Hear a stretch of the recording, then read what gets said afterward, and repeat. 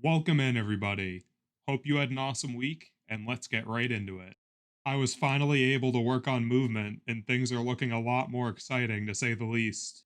We're also approaching the holidays at this point, so I figured our characters should get into the spirit a bit. But with the intro out of the way, let's see how we got here. The first step was to create some new input actions for moving and looking. I also had to update our input mapping context accordingly as we went over in a previous video.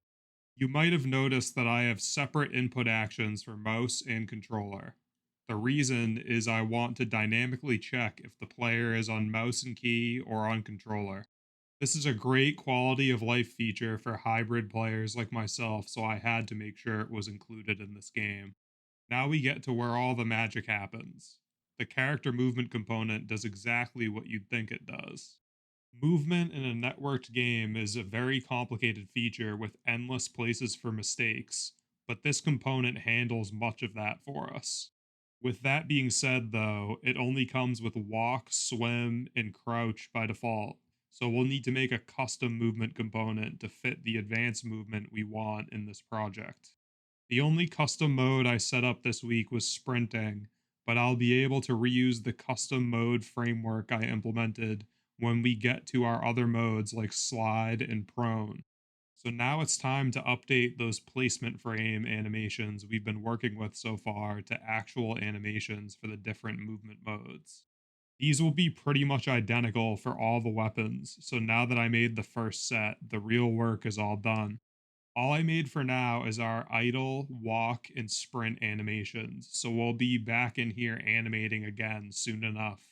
The next step was to fix our animation blueprint situation that we've been rolling with so far.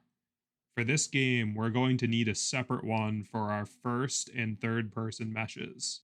The first person will just have our upper body state machine, and our third person will be a blend between the lower body and the upper body. We might add some legs to our first person character later on, but I feel like it's more trouble than it's worth. It adds a lot of load performance wise and is generally annoying to deal with on my end, so we're just going to skip it for now.